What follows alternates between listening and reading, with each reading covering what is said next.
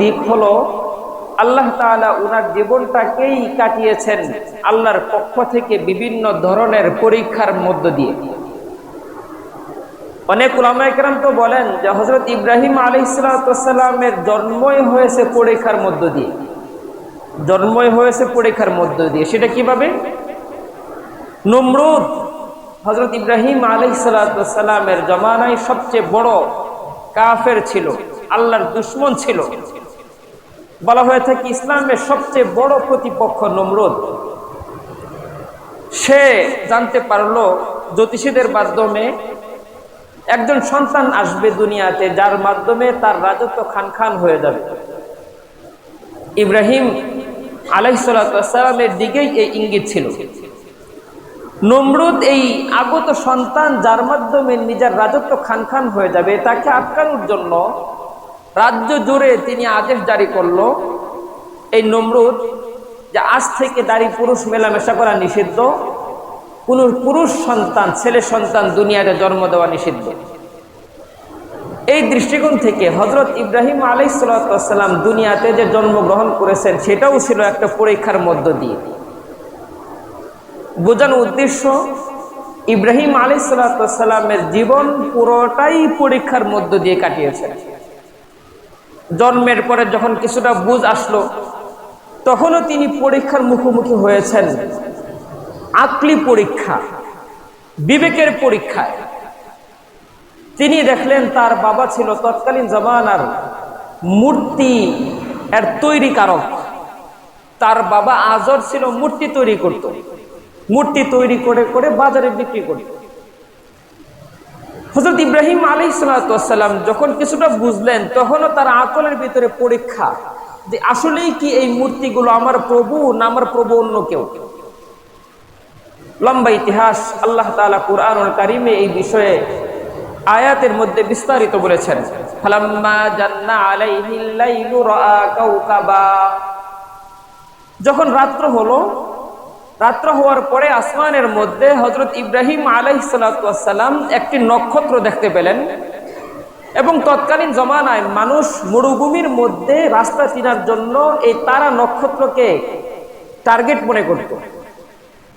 ইব্রাহিম আলাইহিস সালাম ছোট্ট একজন বালক, তিনি ভাবলেন এই তারার মাধ্যমেই যেহেতু মানুষ পথ খুঁজে পায়, সুতরাং এই তারাই মনে হয় আমার প্রভু হবে।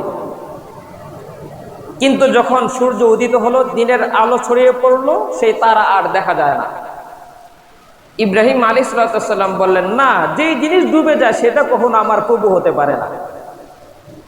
পরের আয়াতে আসছে ফালাম্মা রাআল কমারা বাযিগান,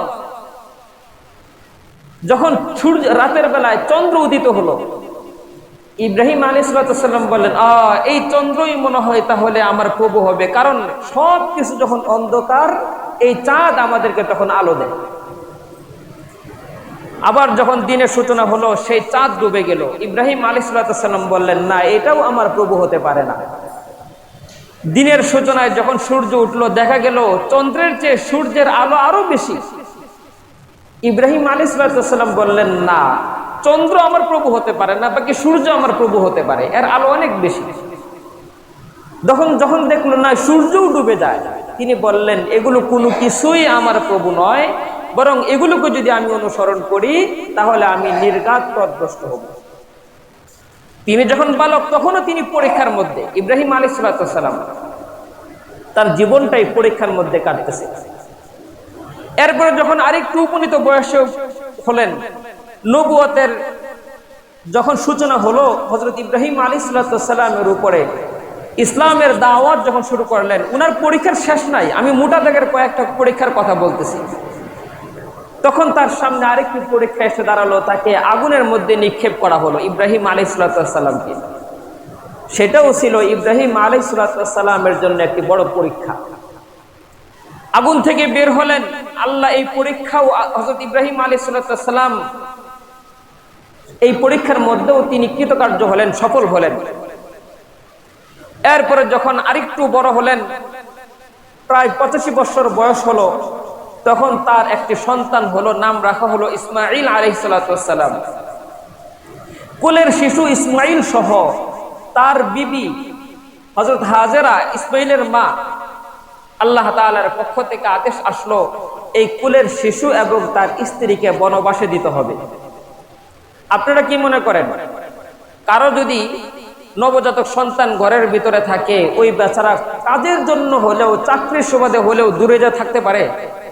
কিছুক্ষণ পর পর খবর নেয়, কিছুক্ষণ পর পর হালত জিজ্ঞাসা করে, ফোন দেয়, আধুনিক যুগ, ভিডিও কল দেয় যে আমার বাচ্চাটার কি অবস্থা দেখি। আর যদি সেই বাচ্চাটার অবস্থা এমন হয় যে বিবাহ করেছে 4-5 বছর কোনো সন্তান হচ্ছে না, এরপরে যে সন্তান হয়েছে, তাহলে সেই সন্তানের মহাব্বত আরো বেশি।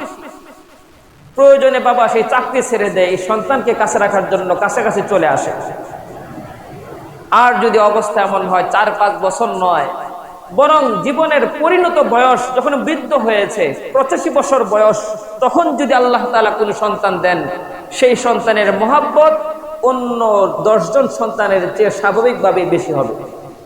আল্লাহ তাআলার পক্ষ থেকে পরীক্ষা, এই নবজাতক শিশু বাচ্চাকে তার মা সহ বনবাস দিয়ে আসে। কোথায়?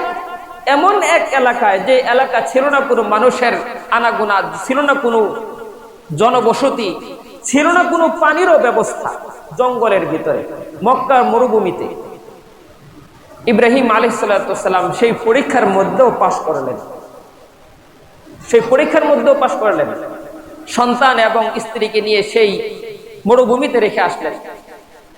এর কিছুদিন পরে আবারও পরীক্ষা, যে না, সন্তানকে শুধু দূরে রাখলেই হবে না, এখন আরো কঠিন পরীক্ষা দাও। সেটা হলো নিজের সন্তানের গলায় ছুরি চালিয়ে দাও। বাবা এবং সন্তান উভয়ই ফালাম্মা আসলামা, আল্লাহর এই আদেশের সামনে নতি স্বীকার করলো, আমরা রাজি। তারা আত্মসমর্পণ করলো। মিনার ময়দানে বাবা এবং পুত্র আল্লাহর আদেশের, আল্লাহর পরীক্ষার সামনে সফল হওয়ার জন্য ছেলে শুয়ে গেল, বাবা দাঁড়িয়ে ছুরি চালানো শুরু করলো। একটি কথা বোঝার চেষ্টা করুন, আমরা না হয় এখন ইতিহাস জানার কারণে এটা জানতেছি যে হযরত ইব্রাহিম আলাইহিস সালামের ছুরির নিচে তার সন্তান জবাই হন নাই, হয়েছিল জান্নাতের একটি দুম্বা।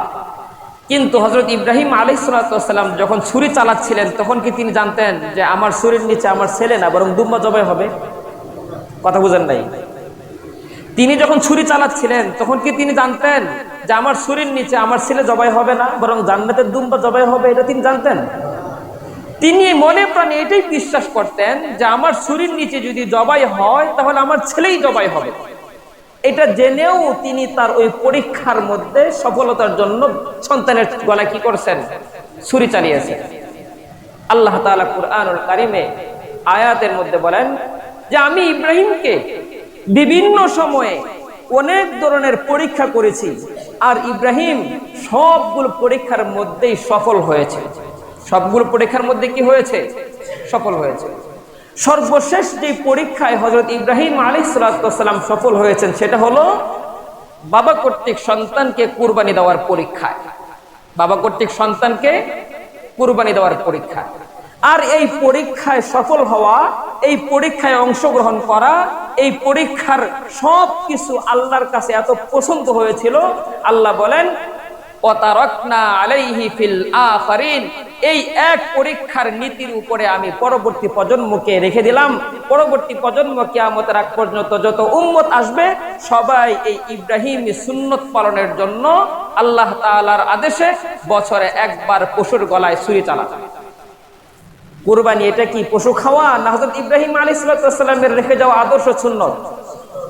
কোন দৃষ্টিকোণ থেকে? ইব্রাহিম আলাইহিস সালাম যেই দৃষ্টিকোণ থেকে পরীক্ষা দিয়েছেন, সফল হয়েছেন, সেই দৃষ্টিকোণ থেকে মুমিনও তার জীবনের পদে পদে ওই কুরবানির সুন্নত বাস্তবায়ন করার জন্য পরীক্ষার মুখোমুখি হবে, এবং সেই পরীক্ষায় সফলতাও মুমিনের অর্জন করতে হবে। কোন মুমিন সে ঈমানের দাবিদার হবে, আর তার কপালে ওই ইব্রাহিমী সুন্নত, কুরবানির সুন্নত পরীক্ষা আসবে না, এটা অসম্ভব। এটা কুরআনের আয়াত ভাষ্য। আল্লাহ তাআলা কুরআনুল কারীমে বলেন আহাসিবান নাসু আইয়ুতরাকু আইয়াকুলু আমান্না। আহাসিবান নাস, মানুষরা কি এটা মনে করেছে যে আইয়াকুলু আমান্না, সে শুধু দাবি করবে আমান্না, আমি ঈমান এনেছি, আমি ঈমান এনেছি, আইয়ুতরাকু, আর তাদেরকে ছেড়ে দেওয়া হবে? আহাসিবান নাসু আইয়ুতরাকু, মানুষ কি এটা ভাবে যে সে নিজেকে নিজে ঈমানদার দাবি করলো আর আল্লাহ তাকে ছেড়ে দিবে? না, বরং হাসিবান নাস আন ইউতরাকু আন ইয়াকুলু আমান্না ওয়া হুম লা ইফতানুন। কোন মুমিনকে পরীক্ষা ছাড়া আল্লাহ তাআলা দুনিয়ার জীবনে ছাড় দিবেন না। আমি ঈমানদার হব, ঈমানদারের শান শৌকত অর্জন করব, ঈমানওয়ালার একটি পদ আমি অর্জন করব, ঈমানওয়ালার জন্য যে শ্রেষ্ঠত্ব, যে মাহাত্ম্য, যে তাৎপর্য, সেই পদবি আমি অর্জন করতে চাবো। আর সেই পদবি অর্জন করার জন্য পরীক্ষা দিতে হবে না, এত সহজ নয়। দুনিয়ার স্বাভাবিক একটা পদ নিতে গেলেও তো কত পরীক্ষা দেওয়া লাগে নাকি? ঈমানের পথ, মুমিন হওয়ার পথ, এটা কি কোনো স্বাভাবিক বিষয়? আল্লাহ বলেন ঈমানদার দাবি করবা আর তোমাকে পরীক্ষা নেওয়া হবে না, এটা কল্পনা করো কিভাবে? মানুষকে এটা ধারণা করে? প্রত্যেকটা মুমিন আল্লাহর উপরে যে বিশ্বাস রাখে তার পদে পদে পদে পদে পরীক্ষা দিতেই হবে, দিতেই হবে। হযরত আদম আলাইহিস সালাতু ওয়াস সালাম তাওহীদ এক আল্লাহর প্রতি বিশ্বাস রাখতেন। হযরত আদম আলাইহিস সালাতু ওয়াস সালাম পরীক্ষার মুখোমুখি হন নাই? শুধুমাত্র আদম আলাইহিস সালাতু ওয়াস সালাম কেন, সর্বশেষ নবী হযরত আমাদের নবী হযরত মুহাম্মদ মুস্তাফা সাল্লাল্লাহু আলাইহি ওয়াসাল্লাম পর্যন্ত যত পয়গম্বর ছিলেন সমস্ত পয়গম্বরই পরীক্ষার মাধ্যমেই জীবনকে কাটিয়েছেন। কয়টা ইতিহাস লাগবে? কোন নবী পরীক্ষা দিতে হয় নাই? সব নবী আল্লাহর পরীক্ষার মুখোমুখি হতে হয়েছে। আমাদের নবীর পরীক্ষা কি ছিল? আমাদের নবীর পরীক্ষা সেটা তো বলেও শেষ করা যাবে না। শিআবে আবি তালেবের মধ্যে প্রায় 3 বছর পর্যন্ত পরিবার নিয়ে অবরুদ্ধ অবস্থায় ছিল, খাবার নাই, পানি নাই, কোনো কিছু নাই। পরীক্ষা না? আল্লাহ রাসূল সাল্লাল্লাহু আলাইহি ওয়াসাল্লাম বলেন মুমিনের ঈমান, মুমিন ঈমানদারের দাবি করবে আর তার পরীক্ষা হবে না, এটা অসম্ভব। নবীরাও এ থেকে ছাড় পায় নাই। নবীরা আল্লাহ রাসূল সাল্লাল্লাহু আলাইহি ওয়াসাল্লাম বলেন আশাদ্দুন নাসি বালাআন আল আমবিয়া। দুনিয়ার মধ্যে সবচেয়ে বেশি যদি কেউ বিপদের সম্মুখীন হয়ে থাকে তারাই হলো নবী পয়গম্বর সাল্লাল্লাহু আলাইহি ওয়াসাল্লাম। নবীরা সবচেয়ে বেশি এই পরীক্ষার মুখোমুখি হয়েছেন। আর নবীদের পরে যারাই নবীদের সাথে বেশি কাছাকাছি হবে, যারাই নবীদের সাথে ঈমানের দিক থেকে, আমলের দিক থেকে, আদর্শের দিক থেকে নবীদের সাথে কাছাকাছি হবে, মিল হবে, পরবর্তীতে নবীদের পরে তারাও পরীক্ষার মুখোমুখি হবে। সুম্মাল আমসাল ফাল আমসাল। আল্লাহ রাসূল সাল্লাল্লাহু আলাইহি ওয়াসাল্লাম বলেন আশাদ্দুন নাসি বালাআন আল আমবিয়া সুম্মাল আমসাল ফাল আমসাল। দুনিয়ার মধ্যে সবচেয়ে বেশি পরিমাণের পরীক্ষার মুখোমুখি হয়েছেন নবী পয়গম্বরগণ, এবং নবী পয়গম্বরের পরবর্তীতে সবচেয়ে বেশি পরীক্ষার মুখোমুখি হবে দুনিয়ার ওই সমস্ত লোক যারা কিনা নবীদের কাছাকাছি বেশি। এরপরে তারা বেশি পরীক্ষার মুখোমুখি হবে তারা যারা ওই নবীদের সাথে সাদৃশ্য রাখে, তাদের কাছাকাছি বেশি। অর্থাৎ যারা কিনা প্রকৃত ঈমানদারের দাবি করবে, প্রকৃত ঈমানদারের দাবিদার প্রত্যেকটা মানুষেরই কোনো না কোনো পরীক্ষার মুখোমুখি হতেই হবে। আল্লাহ তাআলা কুরআনুল কারীমে সূরাতুল বাকারার মধ্যে বলেন ওয়ালা নাবলুওয়ান্নাকুম। আমি অবশ্যই আল্লাহ তাআলার কথা, এটা তো এমনিতেই গুরুত্বপূর্ণ। আল্লাহর কথাকে গুরুত্বপূর্ণ বোঝানোর জন্য ভিন্ন কোনো কিছুর দরকার নাই। তারপরেও আল্লাহ তাআলা যে শব্দ ব্যবহার করেছেন ওয়ালা নাবলুওয়ান্নাকুম, যারা আরবি ব্যাকরণ নিয়ে জানেন, বুঝেন, এখানে আল্লাহ তাআলা শুরুতে লাম এনেছেন, শেষে আবার তাসদীদ যুক্ত নুন এনেছেন, যেটাকে ব্যাকরণের ভাষায় বলে লাম তাকিদ বা নুন তাকিদ সাকিলা। একাধিক গুরুত্ব বোঝানোর জন্য আল্লাহ বলেন আমি অবশ্যই পরীক্ষা করব, অবশ্যই পরীক্ষা করব। এর জন্য মুহতারাম হাজিরিন, ঈমানদার যদি আমরা নিজেকে মুমিন দাবি করি, যদি আমরা ঈমানের সাথে মৃত্যুবরণ করতে চাই, সুতরাং তখন এটাও মনে প্রাণে বিশ্বাস করতে হবে আমার এক আল্লাহ যেমন এটা বিশ্বাসের বিষয়, রাসূল সাল্লাল্লাহু আলাইহি ওয়াসাল্লাম আমার রাসূল, এটা যেমন বিশ্বাসের বিষয়, ঠিক তদ্রূপ মনে প্রাণে এটাও বিশ্বাস করতে হবে যে আমার জীবনে পদে পদে আমার জন্য পরীক্ষা অপেক্ষা করতেছে। আল্লাহ বলেন ওয়ালা নাবলুওয়ান্নাকুম বিশাইইম মিনাল খাউফি ওয়াল জু'i ওয়া নাকসিম মিনাল আমওয়ালি ওয়াল আনফুসি ওয়াত থামারাত। আল্লাহ তাআলা অবশ্যই তোমাদেরকে পরীক্ষা করবেন। ওয়ালা নাবলুওয়ান্নাকুম বিশাইইম মিনাল খাউফ, কখনো কখনো বিভিন্ন ধরনের ভয় ভীতি দিয়ে পরীক্ষা করবেন। ওয়ালা নাবলুওয়ান্নাকুম বিশাইইম মিনাল খাউফি ওয়াল জুই, কখনো কখনো তোমাদেরকে ক্ষুধা দুর্ভিক্ষ দিয়ে পরীক্ষা করবেন, ওয়া নাফসিম মিনাল আমওয়াল, কখনো কখনো সম্পদের অনিষ্টতা দিয়ে কখনো কখনো পরীক্ষা করবেন, ওয়াল আনফুস, কখনো কখনো জানের ক্ষতি দিয়ে পরীক্ষা করবেন, ওয়াস সামারাত, কখনো কখনো ফসলের দুর্ভিক্ষ দিয়ে পরীক্ষা করবেন। পরীক্ষা আমার আপনার জীবনে আসবেই। কখনো কখনো আমাকে ভয় ভীতি দিয়ে পরীক্ষা করা হবে। কেমন ভয়? এমন একটা পরিবেশ তৈরি হবে, ভয়ের পরীক্ষা। এটার যদি বাস্তবতা বুঝতে চাই, সবচেয়ে বড় উদাহরণ বর্তমানের ইন্ডিয়া। এই যে কুরবানির ঈদ গেল, বহু মুসলমান তারা তাদের জীবনের ভয়ে কুরবানিও করার সুযোগ পায় নাই। ইন্ডিয়া, সেটা ছিল তাদের জন্য ভয় দ্বারা পরীক্ষা। আমাদের সমাজে ভয় দ্বারা পরীক্ষা অনেক মুখোমুখি হতে হয়। এরপরে আসে ক্ষুধার দ্বারা পরীক্ষা। আমার সামনে পথ, সন্তান, আমার ঘর অভাবের ভিতরে রয়েছে। আমি এখন আমার জন্য বড় পরীক্ষা, যদি এই অভাব দূর করতে চাই তাহলে আমার জন্য হারাম পথ অবলম্বন করতে হয়। এটা আমার জন্য আল্লাহর পক্ষ থেকে পরীক্ষা। তুমি কি হারাম পথের দিকে যাও না হালাল পথের দিকেই যাও? আমার জানের দিকে আল্লাহ তাআলা কষ্ট দিবেন। আমি অসুস্থতা নিয়েও কি আল্লাহর হুকুম পালন করতেছি, নাকি অসুস্থতার দোহাই দিয়ে আল্লাহর হুকুম থেকে আমি বিরত রইলাম? আল্লাহর পক্ষ থেকে এটা আমার জন্য পরীক্ষা। আমার সন্তানাদি অসুস্থ হয়ে যাবে, সেখানেও আমার জন্য পরীক্ষা। আমি সন্তানের অসুস্থতার সময় আমি কি করতেছি? আমি কি আল্লাহকে ভুলে যাচ্ছি না আল্লাহকে স্মরণ রাখতেছি?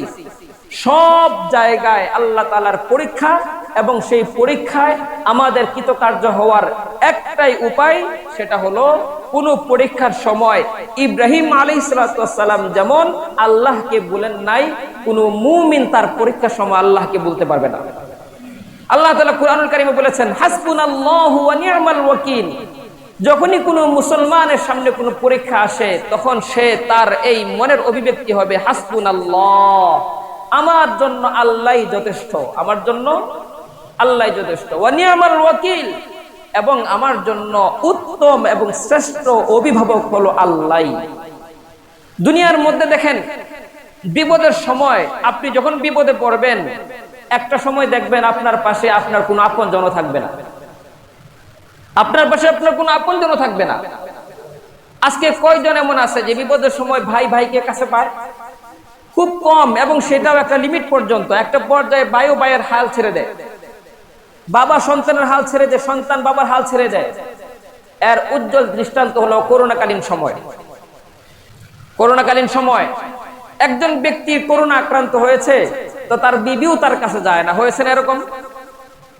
তার সন্তানও বাবার খেদমত করে না, বাবাও ছেলেকে ছেড়ে দিয়েছে, সব কিছু স্থবির হয়ে গেছে। বিপদের সময় কোনো আপনজন তার কাছে যায় না।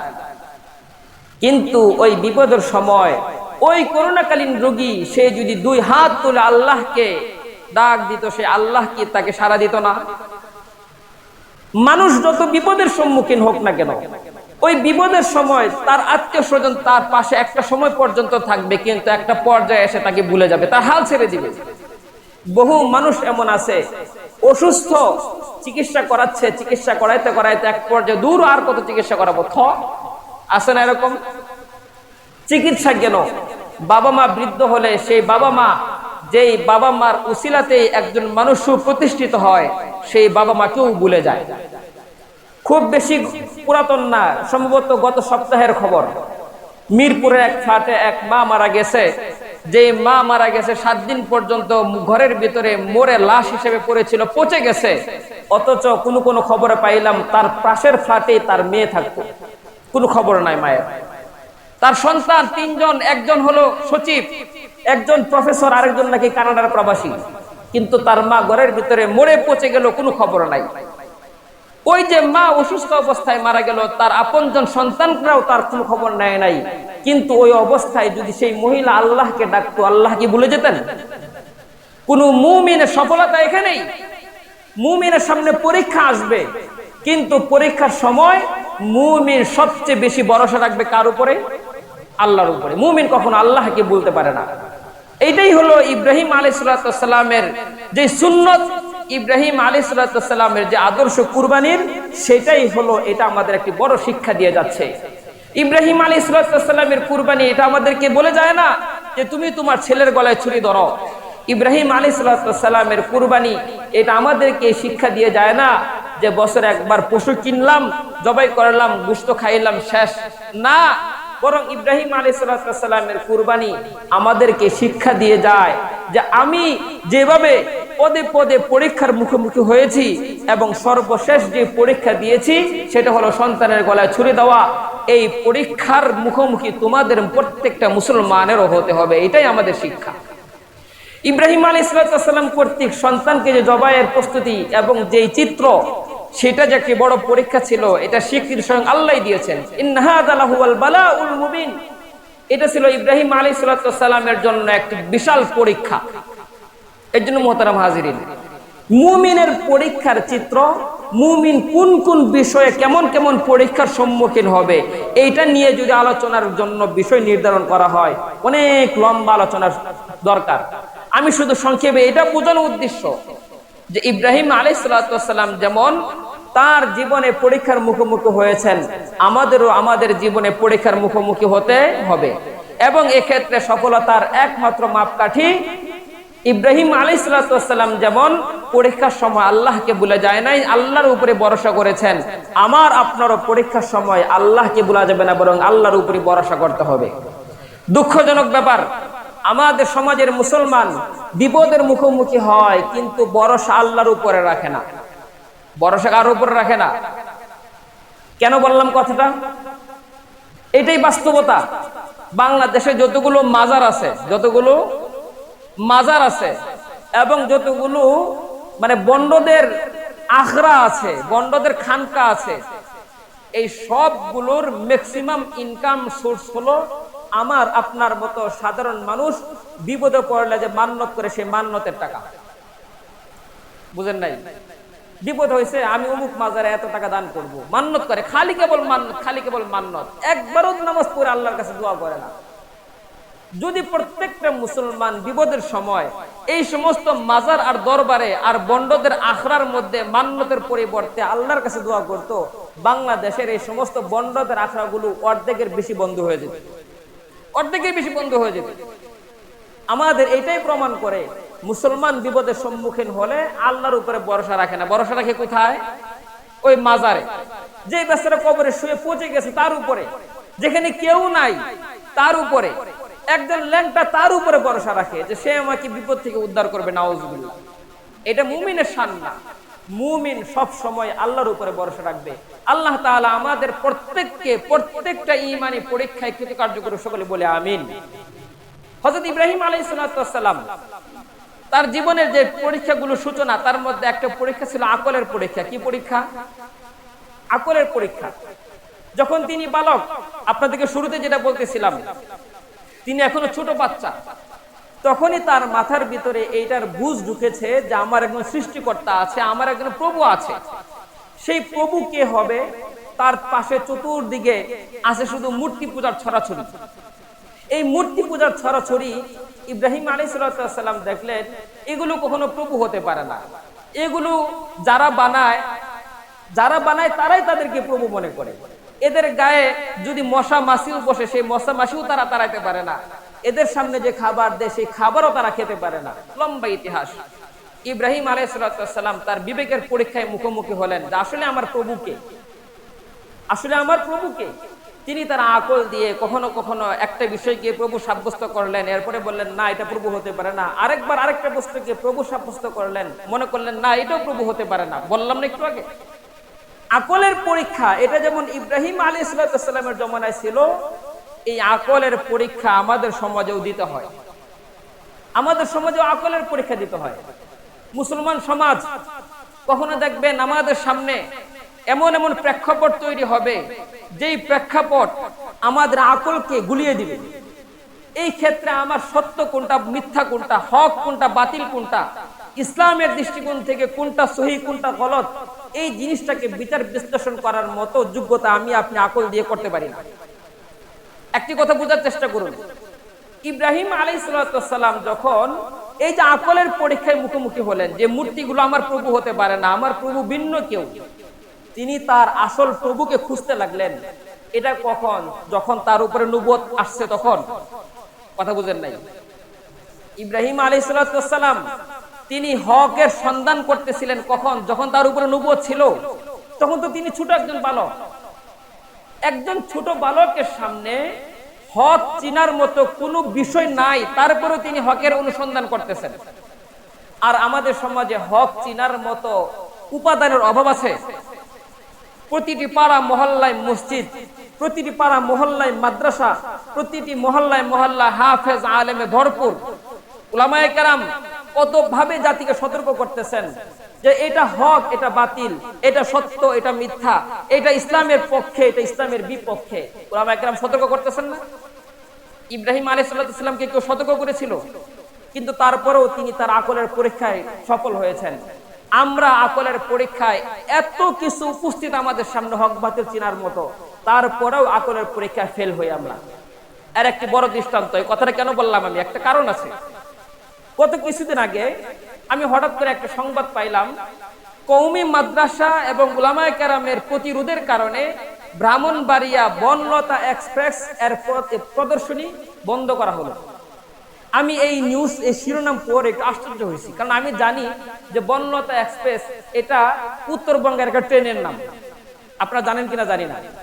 বনলতা এক্সপ্রেস এটা উত্তরবঙ্গের একটি ট্রেনের নাম। আমি আশ্চর্য হইলাম যে এই ট্রেন এটা উত্তরবঙ্গে চলতেছে, এটাকে আবার ব্রাহ্মণবাড়িয়া প্রদর্শন করবে কেন? আর উলামায়ে কেরাম এটা বিরোধিতা করবে কেন? আমি পুরা নিউজটা কৌতূহলবশত পড়লাম, পরে দেখলাম যে বনলতা এক্সপ্রেস এটা নাকি একটি মুভির নাম। কিসের নাম? একটি মুভির নাম, ছবির নাম। এবং এটাকে ব্রাহ্মণবাড়িয়ার দিনদার মানুষ তারা এতটাই দিনদার যে ওই এলাকায় মুভির প্রতি বা সিনেমার প্রতি এতটাই অনীহা যে ব্রাহ্মণবাড়িয়ায় নাকি কোনো হলও নাই। এটা তাদের জন্য একটা গৌরবের বিষয়। ব্রাহ্মণবাড়িয়া কি নাই? কোনো সিনেমা হল নাই। সিনেমা হল না থাকা এটা কিসের দলিল? ওই এলাকার মানুষ সিনেমা দেখতে খুব পছন্দ করে। কথা বুঝেন নাই? এই যে একটা সময় আমরা যখন ছোট ছিলাম তখন শুনতাম জায়গায় জায়গায় জায়গায় জায়গায় সিনেমা হল থাকতো, এমনকি রাস্তাগুলোর মধ্যে সিনেমা হলের পোস্টারে ভরপুর থাকতো। বর্তমান জমানায় সিনেমা হলের পরিমাণ খুব কমে এসেছে। আমি নিজে সাক্ষী বহু সিনেমা হলের ব্যাপারে এমনটা দেখেছি, শুনেছি, স্বচক্ষে দেখে এসেছি। এক সময় সিনেমা হল ছিল, এখন সেগুলো ভিন্ন প্রতিষ্ঠানে রূপ নিয়েছে। এমনকি 2-3টা সিনেমা হলের সাক্ষী আমি নিজে, এমন যেগুলো এখন স্বয়ং মাদ্রাসা, যেগুলো এখন স্বয়ং কি মানে মানুষ এখন সিনেমা হল থেকে বিমুখ। তারা এখন মোবাইলের মাধ্যমে সিনেমা হলের কাজ পায়, সিনেমা হলে যেতে চাচ্ছে না, সিনেমা হল বন্ধ হয়ে যাচ্ছে। ব্রাহ্মণবাড়িয়ায় সিনেমা হল না থাকা এটা প্রমাণ যে ব্রাহ্মণবাড়িয়ার মানুষ এই সিনেমা দেখার জন্য সিনেমা হল খুঁজে না। কথাটা ঠিক কিনা? যেই এলাকার মানুষ সিনেমা দেখতে চায় না, ওই এলাকার মানুষের ঘাড়ে এই সিনেমা চাপায়া দেওয়ার জন্য ওই এলাকায় সিনেমার প্রদর্শনী আয়োজন করলো। তাও কোথায়? একটি বিদ্যালয়ের মধ্যে। একটি বিদ্যালয়ের মধ্যে যেখানে সিনেমা চালু করতে যাচ্ছে, ওই বিদ্যালয়ে কি সবাই অমুসলিম? ওই বিদ্যালয়ের মধ্যে সবাই অমুসলিম, সংখ্যাগরিষ্ঠ সংখ্যা মুসলমানের। এমন একটি বিদ্যালয়ে সিনেমা প্রদর্শনীর জন্য স্থান নির্ধারণ করা হলো। এটা অস্বাভাবিক মনে করে ওই যে নিউজটা আমি পড়লাম সেটা থেকে যেটা বুঝলাম যে ওই এলাকার প্রশাসনই এটাকে অনুমতি দিতে চাচ্ছে না। এমনকি ওই বিদ্যালয়ের কর্তৃপক্ষও প্রথমে অনুমতি দিয়ে সেই অনুমতি উড্ড করেছে। কিন্তু এই হলুদ সাংবাদিক এরা নিউজ করেছে কওমি মাদ্রাসা এবং উলামায়ে কেরামের প্রতিরোধে বনলতা এক্সপ্রেস এটার প্রদর্শনী বন্ধ করা হয়েছে।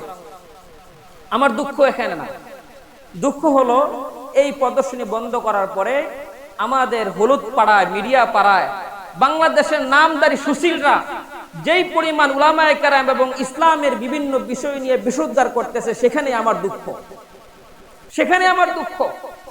একটি সিনেমা প্রদর্শনী করা গেল না, এই জন্য উলামায়ে কেরামকে যদি দোষী সাব্যস্ত করা হয়, আমার একটি কথা খুব বোঝার চেষ্টা করুন।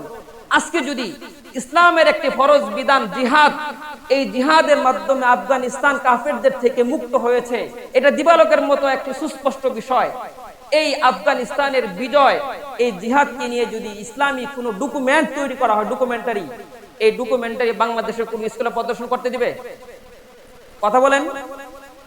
ইসলামের একটি ফরজ বিধান ছিল জিহাদ। এই জিহাদের মাধ্যমে ইসলামী শরিয়া প্রতিষ্ঠিত হচ্ছে, এমন একটা বিষয়কে যদি ডকুমেন্টের আকারে, ভিডিও আকারে কোন স্কুলে প্রদর্শনীর জন্য অনুমতি চাওয়া হয়, কোন বিদ্যালয় প্রশাসন অনুমতি দিবে?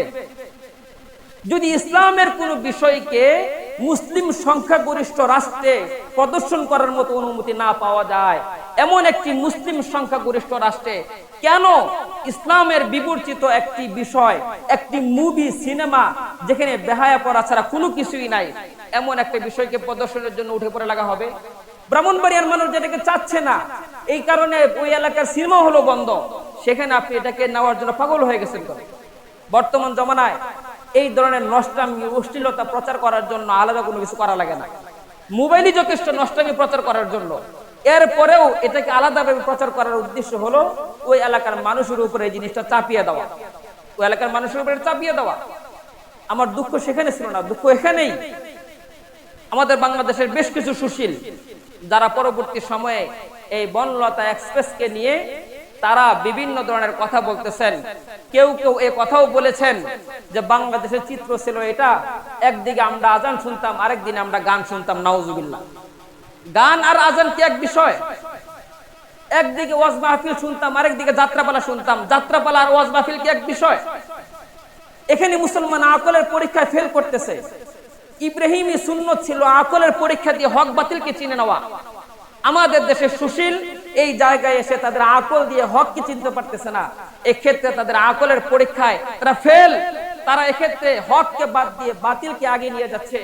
এমনকি তাদের মুখ দিয়ে এমন এমন কথা বের হচ্ছে যেগুলো ইসলাম এবং ইসলামের গুরুত্বপূর্ণ বিধান এবং শিয়ারের সাথে সাংঘর্ষিক। মোহতারাম হাজিরিন, ব্রাহ্মণবাড়িয়া কি হলো না হলো সেটা নিয়ে ময়মনসিংহে কথা বলে লাভ কি? উদ্দেশ্য আপনাদেরকে সচেতন করা যে আকলের পরীক্ষায় যেন আপনারাও ফেল না করেন। ইব্রাহিম আলাইহিস সালাম আকলের পরীক্ষায় পাশ করেছেন, আপনারা যেন আকলের পরীক্ষা ফেল না করেন। আপনারাও যেন ওই সুশীলদের মতো গা ভাসিয়ে না দেন। আপনারাও হক বোঝার চেষ্টা করুন, বাতিলকে চিনার চেষ্টা করুন, আকলের পরীক্ষায় সফল কাম হন। এটাই ছিল আমার এখানে মূল উদ্দেশ্য। ওই ব্রাহ্মণবাড়িয়া চিত্র ময়মনসিংহে বলার কোনো উদ্দেশ্য আমার নাই। কেউ এই কথা বললেন না যে হুজুরে খায় কাম নাই, ব্রাহ্মণবাড়িয়ার কথা এখানে কেন বলে? ওই ব্রাহ্মণবাড়িয়ার কথা এখানে বলে উদ্দেশ্য না। উদ্দেশ্য আকলের পরীক্ষায় যেন আপনারা সফল হন। আপনাদের পাড়া মহল্লায় চায়ের আড্ডায় বিষয়গুলো নিয়ে আলোচনা হয় যে বনলতা এক্সপ্রেস এটা হলো সেটা হলো, সেখানেও যেন আপনি হকের উপরে থাকেন, সেখানে যেন আপনি বাতিলকে পর করতে পারেন, বুঝতে পারেন, সেই জিনিসটা আপনাদেরকে সতর্ক করা।